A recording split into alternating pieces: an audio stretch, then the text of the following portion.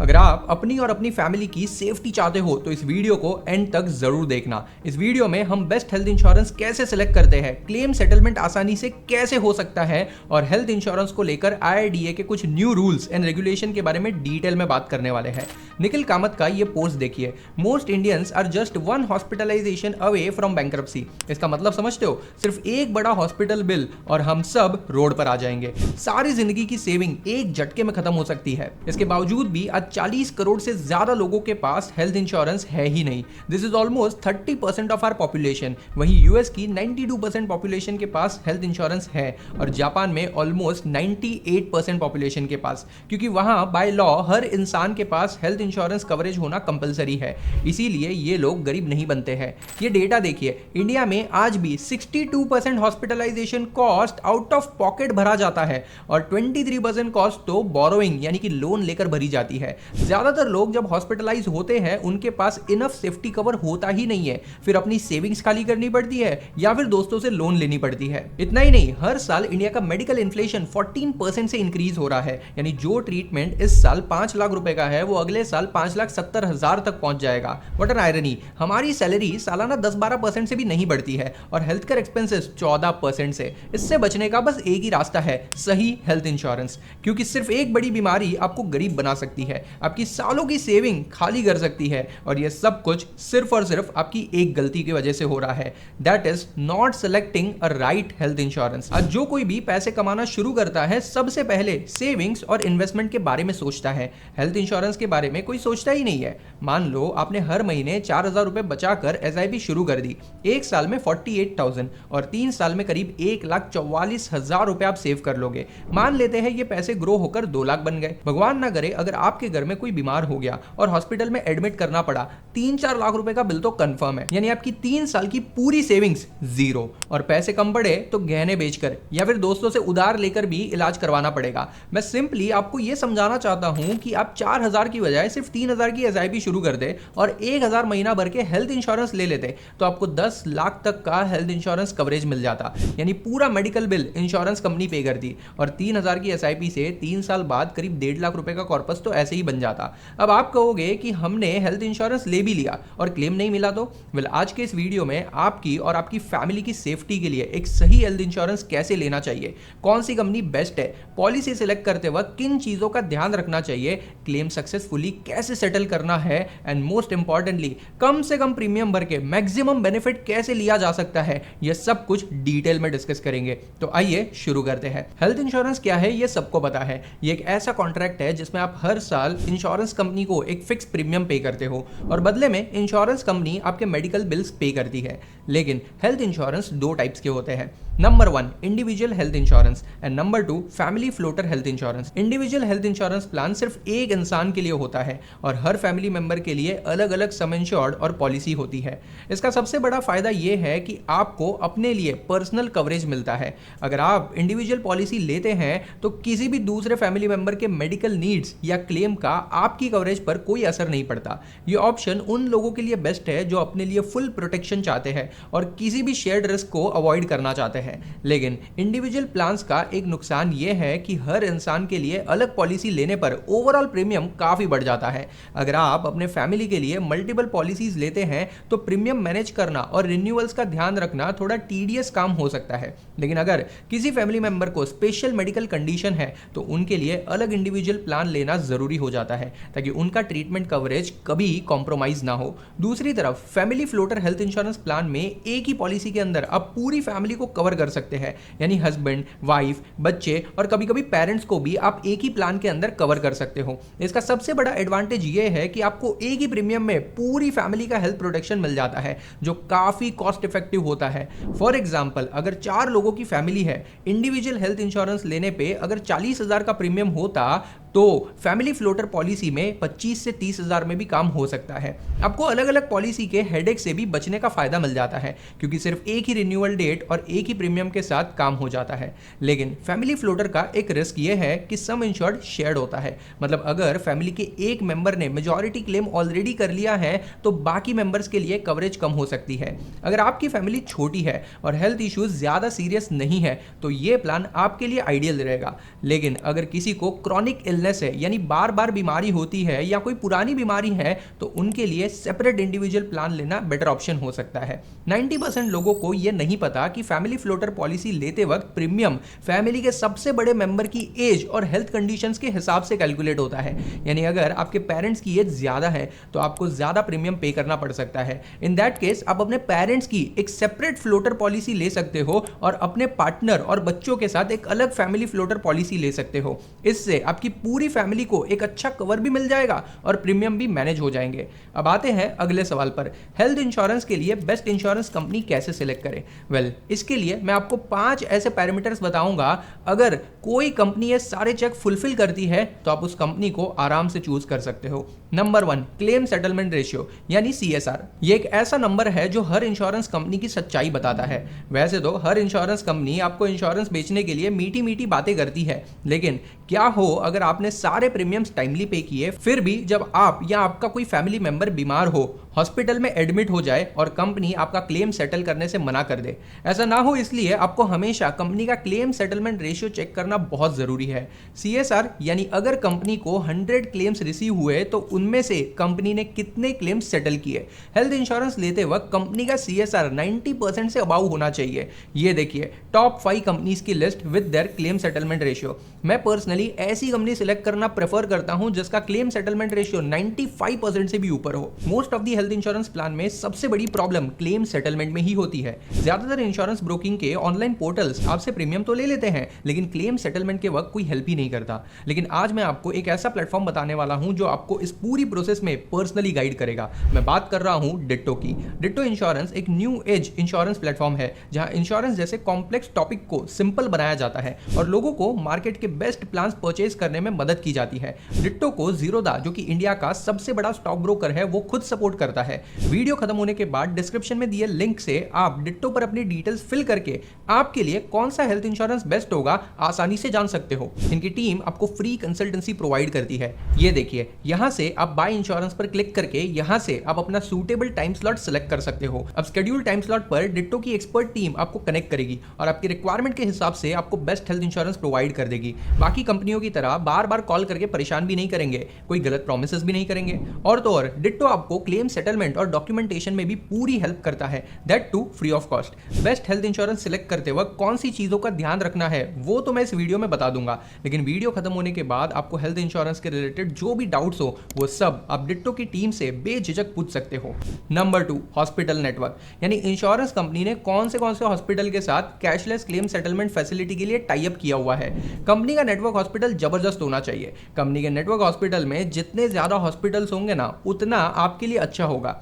आपको make sure करना होगा कि आपके घर, ऑफिस और फ्रीक्वेंटली विजिटेड प्लेस के आसपास वाले सारे हॉस्पिटल्स उस नेटवर्क का हिस्सा हो, क्योंकि इमरजेंसी के सिनेरियो में इंसान अपने नजदीक वाले हॉस्पिटल में ही जाता है। तो टोटल कितनी हॉस्पिटल कवर है उससे कोई लेना देना नहीं है। आपको अपना पिन कोड डालकर यह चेक करना चाहिए कि आपके आसपास के कौन से हॉस्पिटल उसमें कवर है। इसके अलावा कंपनी के नेटवर्क में डाइवर्सिफिकेशन भी चेक करना, यानी उसमें मल्टी स्पेशलिटी और सुपर स्पेशलिटी हॉस्पिटल्स भी होने चाहिए, क्योंकि कब कौन सी बीमारी आ जाए हमें नहीं पता, और ये हॉस्पिटल्स भी आपकी लोकेशन से पास में हो तो बेहतर रहेगा। इसके अलावा आपको इन सभी हॉस्पिटल्स की रेपुटेशन और सर्विस क्वालिटी भी चेक कर लेनी चाहिए, रिव्यूज देखने चाहिए just to be double sure. वैसे कैशलेस ट्रीटमेंट मतलब अगर आप कंपनी के नेटवर्क हॉस्पिटल में से एक हॉस्पिटल में एडमिट हुए ना तो आपको इलाज का एक भी पैसा नहीं देना पड़ेगा, क्योंकि कंपनी और हॉस्पिटल का डायरेक्ट टाई अप होता है, तो कंपनी ऑटोमेटिक क्लेम सेटल कर लेगी। इससे आप पर इमरजेंसी सिचुएशन में फाइनेंशियल स्ट्रेस नहीं आएगा और ज्यादा पेपर वर्क भी नहीं करना पड़ेगा।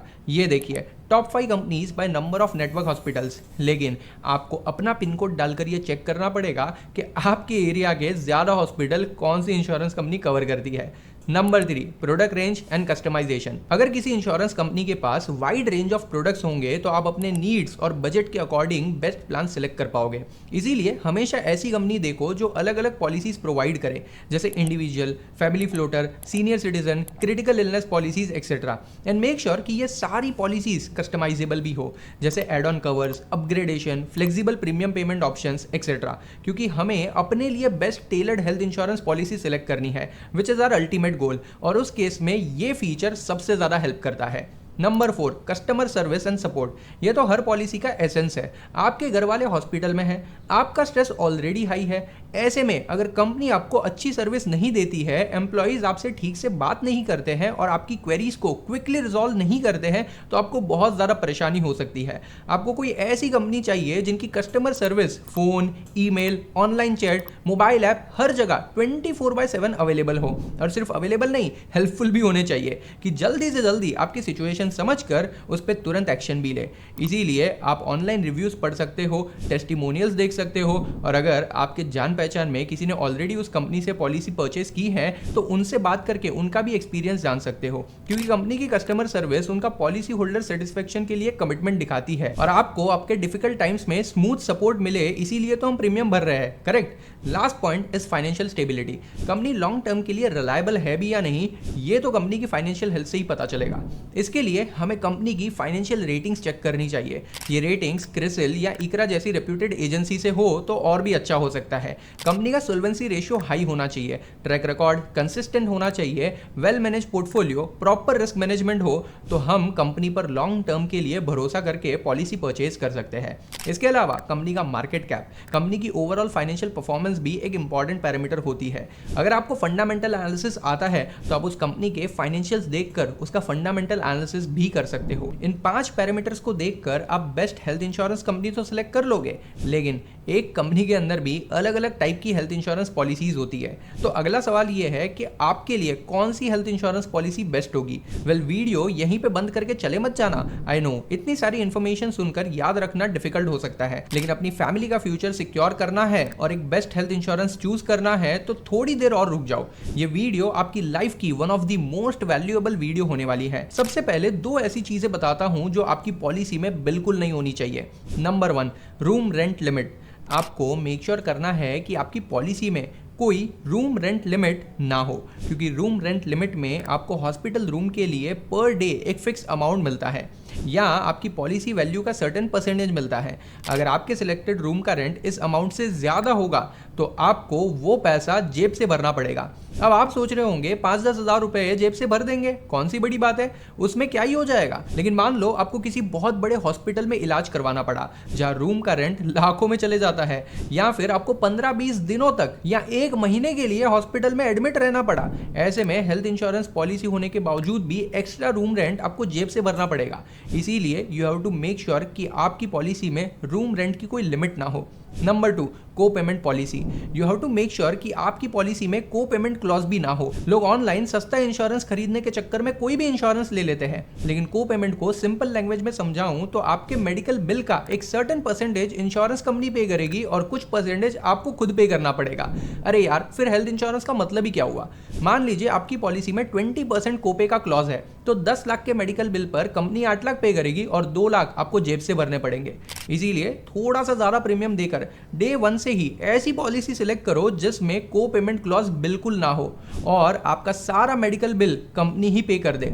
अब मैं आपको कुछ ऐसी चीजें बताता हूं जो आपकी पॉलिसी में होनी ही चाहिए। Number 1, pre and post hospitalisation coverage. Main hospitalisation एक चीज हो गई, लेकिन उसके पहले और उसके बाद के खर्चों की लिस्ट भी बहुत लंबी हो जाती है।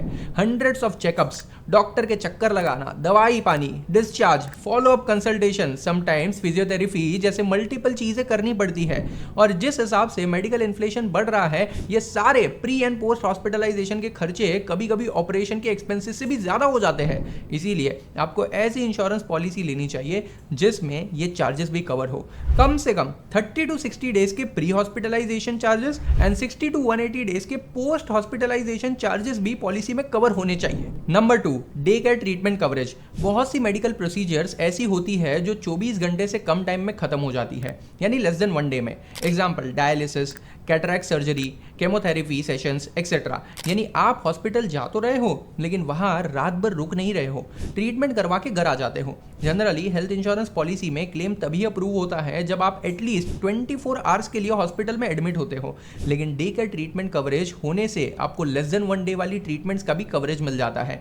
सो मेक श्योर कि आपकी पॉलिसी में ये वाला क्लॉज ऑलरेडी एडेड हो। इसीलिए आपको इंश्योर करना है कि आपके हेल्थ इंश्योरेंस पॉलिसी में ऐसे अलग अलग डे केयर ट्रीटमेंट्स भी कवर हो। Number 3, no claim bonus. ये बेसिकली पॉलिसी होल्डर्स के लिए एक रिवॉर्ड है, यानी अगर आपने पॉलिसी पीरियड में क्लेम फाइल नहीं किया तो आपको नो क्लेम बोनस मिलता है और आपका टोटल कवरेज अमाउंट इंक्रीज हो जाता है। लेट से आपका सम एश्योर्ड 10 लाख है, लेकिन आपने पूरे साल में कोई क्लेम नहीं किया, तो कंपनी आपको 10% नो क्लेम बोनस देगी और अगले साल आपका पॉलिसी कवरेज अमाउंट 11 लाख हो जाएगा।